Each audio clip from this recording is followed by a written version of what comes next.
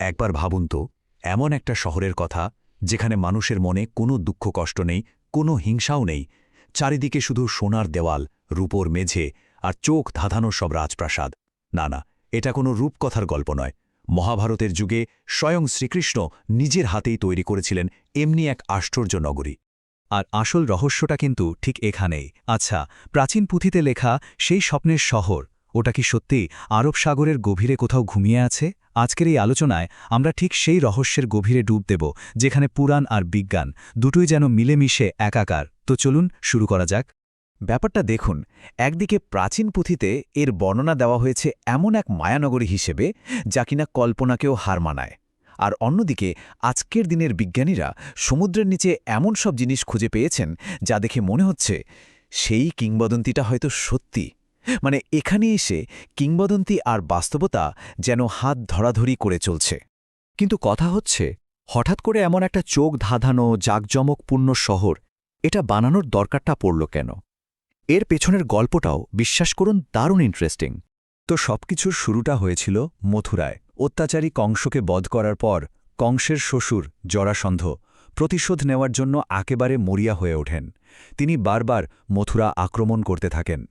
শ্রীকৃষ্ণ তখন বুঝতে পারলেন যে এইভাবে চললে মথুরা আর তার প্রজাদের জন্য মোটেই নিরাপদ জায়গা নয়। তখনই তিনি এক নতুন সুরক্ষিত রাজ্যের পরিকল্পনা করেন। তবে সবচেয়ে অবাক করার মতো ব্যাপার কি জানেন?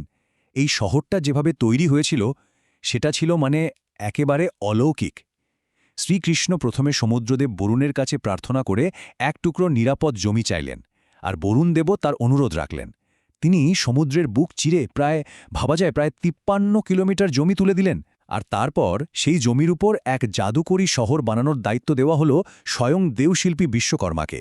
মজার ব্যাপার হল, হাজার হাজার বছর আগে পুরাণে যে পদ্ধতির কথা বলা হচ্ছে, আজকের দিনে আমরা সেটাকে ল্যান্ড রিক্লেমেশন বলি। আজকের যে আধুনিক সিঙ্গাপুর শহর আমরা দেখি সেটা কিন্তু ঠিক এই পদ্ধতিতেই তৈরি। একবার ভেবে দেখুন তো, যে টেকনোলজি আমরা আজ ব্যবহার করছি তার ধারণা হাজার হাজার বছর আগেই ছিল। কি অবিশ্বাস্য, তাই না? আর বিশ্বকর্মা যা বানালেন, ও হো, সেটা ছিল এক কথায় অবিশ্বাস্য। সোনার দেওয়াল, রূপোর মেঝে, আর শহরে ঢুকার মুখে একটা বিশাল গেট বা দ্বার। আর সেই দ্বার থেকেই শহরের নাম হল দ্বারকা, মানে দ্বারের নগরী।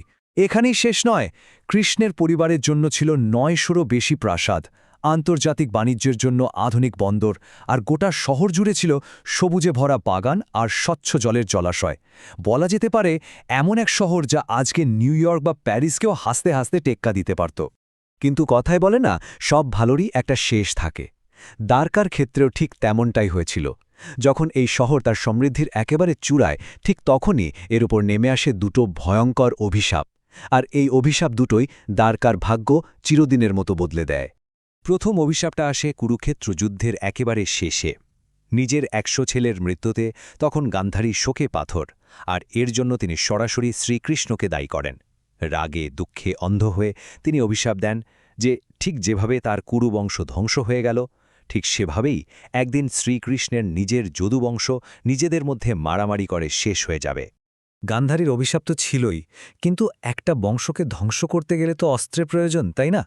আর যদুবংশের ধ্বংসের জন্য সেই অস্ত্রটা এলো দ্বিতীয় একটা অভিশাপ থেকে। আর ভাবুন, সেই অভিশাপের কারণ ছিল স্বয়ং শ্রীকৃষ্ণের নিজের ছেলের অহংকার। আসলে ঘটনাটা শুরু হয়েছিল একটা সাংঘাতিক ভুল দিয়ে।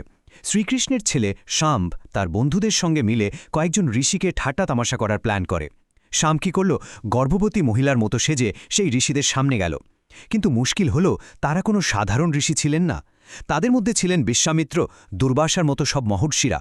তারা এক মুহূর্তেই শাম্বর এই চালাকি ধরে ফেলেন, আর রেগে গিয়ে অভিশাপ দেন যে শাম্বর পেট থেকে এমন এক লোহার মুষল জন্ম নেবে যা গোটা যদুবংশকে ধ্বংস করে দেবে। আর অভিশাপটা অক্ষরে অক্ষরে ফলে গেল। সেই মুষলটাকে গুঁড়ো করে সমুদ্রে ফেলে দেওয়া হলো বটেই, কিন্তু তার একটা টুকরো থেকে তৈরি হলো এক শিকারীর মারাত্মক তীর, আর বাকি গুঁড়ো থেকে জন্মালো এমন ধারালো ঘাস যা পরে যাদবদের আত্মঘাতী যুদ্ধের অস্ত্র হয়ে উঠেছিল। এরপর গান্ধারীর অভিশাপও সত্যি হওয়ার সময় চলে আসে। প্রভাস তীর্থে এক অনুষ্ঠানে মদ্যপ অবস্থায় যাদবরা নিজেদের মধ্যেই মারামারি শুরু করে দেয়, আর সেই ধারালো ঘাস দিয়েই একে অপরকে হত্যা করে। যদুবংশ ধ্বংস হয়ে যাওয়ার পর শ্রীকৃষ্ণ যখন এক জঙ্গলে বিশ্রাম নিচ্ছিলেন তখন জরা নামের এক শিকারী দূর থেকে তার পাকে হরিণ ভেবে ভুল করে আর সেই অভিশপ্ত তীরটায় ছুড়ে দেয়। শ্রীকৃষ্ণের দেহত্যাগের পরেই তার সেই স্বপ্নের শহর জনশূন্য দ্বারকা ধীরে ধীরে আরব সাগরের অতল গভীরে তলিয়ে যায়। কিংবদন্তির গল্পটা এখানেই শেষ, কিন্তু ঠিক এখান থেকেই শুরু হয় আধুনিক বিজ্ঞানের অভিযান। বিংশ শতাব্দীতে এসে বিজ্ঞানীরা শুরু করেন সেই হারিয়ে যাওয়া শহরকে খুঁজে বের করার এক প্রায় অসম্ভব চেষ্টা। শুরুটা হয়েছিল ১৯৩০-এর দশকে। কিছু স্থানীয় জেলে প্রথমবার জানায় যে সমুদ্রের নিচে তারা অদ্ভুত কিছু পাথরের কাঠামো দেখেছে। এরপর বেশ কিছু বছর কেটে যায়। ১৯৬৩ সালে আর্কিওলজিক্যাল সার্ভে অফ ইন্ডিয়া মানে এএসআই প্রথমবার একটা অফিসিয়াল অভিযান চালায়, কিন্তু আসল ব্রেকথ্রু আসে ১৯৭৯ সালে যখন ডক্টর এস.আর. রাওয়ের নেতৃত্বে একটা নতুন মিশন শুরু হয়। আর তারপর ২০০১ সাল থেকে তো এই খোঁজটা একেবারে নতুন একটা লেভেলে পৌঁছে যায়। কিন্তু ডক্টর রাওয়ের কাজটা মোটেও সহজ ছিল না। যখন তিনি এই বিশাল প্রজেক্টটা শুরু করেন তখন তার সামনে ছিল এক অবিশ্বাস্য চ্যালেঞ্জ। জানেন তার বাজেট কত ছিল? আর্কিওলজিক্যাল সার্ভে অফ ইন্ডিয়ার পক্ষ থেকে তাকে দেওয়া হয়েছিল মাত্র ৮০০ টাকা। ভাবা যায়, এত বড় একটা গবেষণার জন্য মাত্র ৮০০ টাকা। কিন্তু এই সামান্য বাজেট নিয়েও তিনি বা তার দল কেউই কিন্তু হাল ছাড়েননি। আর তাদের এই অদম্য জেদের ফলেই সমুদ্রের নিচ থেকে একের পর এক আশ্চর্য জিনিস উঠে আসতে শুরু করে। বিশাল বিশাল পাথরের দেওয়াল, বড় বড় থামের ভিত্তি, প্রাচীন সব নোঙর, যা থেকে বোঝা যায় ওখানে একটা বন্দর ছিল। এমনকি ব্রোঞ্জ আর লোহার তৈরি নানা জিনিসপত্রও পাওয়া যায়।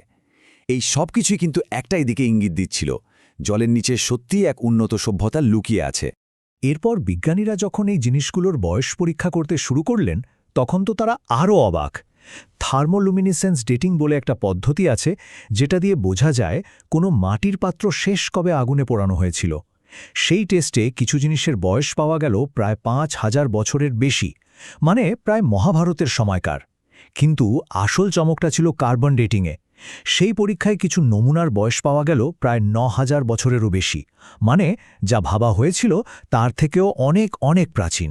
তাহলে এই সমস্ত আবিষ্কারের পর আমরা ঠিক কোন সিদ্ধান্তে আসতে পারি? কিংবদন্তি আর ইতিহাস কি তাহলে অবশেষে এক বিন্দুতে এসে মিলল? মিলগুলো কিন্তু সত্যি অবাক করার মতো। একদিকে ভাবুন মহাভারতের দ্বারকার বর্ণনা, একটা সুরক্ষিত শহর, ব্যস্ত বন্দর, বিশাল সব প্রাসাদ। আর অন্যদিকে প্রত্নতাত্ত্বিকরা সমুদ্রের নিচে যা যা খুঁজে পেয়েছেন, বিশাল দেওয়াল, পাথরের নোঙর, বড় বড় বাড়ির ভিত্তি, দুটো যেন একেবারে হুবহু মিলে যাচ্ছে। যদিও এটা এখন প্রায় নিশ্চিত যে সমুদ্রের নিচে একটা প্রাচীন শহর সত্যিই ছিল, কিন্তু সেটা ডুবল কিভাবে এ নিয়ে কিন্তু বিজ্ঞানীদের মধ্যে বিতর্ক আছে। কিছু ভূতত্ত্ববিদ মনে করেন কোনো ভয়ঙ্কর সুনামির ধাক্কায় শহরটা একদিনে ডুবে যায়। আবার কিছু সামুদ্রিক বিজ্ঞানীর মতে হাজার হাজার বছর ধরে সমুদ্রের জলস্তর একটু একটু করে বেড়ে যাওয়ার ফলেই শহরটা ধীরে ধীরে তলিয়ে গেছে। এই প্রাচীন রহস্যটা যে আজও কতটা গুরুত্বপূর্ণ তা সাম্প্রতিক একটা ঘটনা থেকেই বোঝা যায়।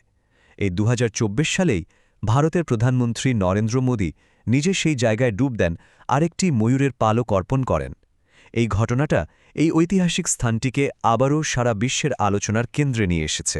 তাহলে শেষ প্রশ্নটা এটাই থেকে যায়, বিজ্ঞান যত অতীতের ওপর থেকে পর্দা সরাচ্ছে, আমরা কি নিজেদের চোখের সামনে একটা কিংবদন্তিকে ধীরে ধীরে ইতিহাসে পরিণত হতে দেখছি? দ্বারকার গল্পটা হয়তো আমাদের এটাই শেখায় যে বিশ্বাস আর বিজ্ঞান সবসময় একে অপরের বিরোধী নয়, বরং কখনো কখনো একে অপরের পরিপূরকও হতে পারে। এই বিষয়ে দর্শক কি মনে করেন?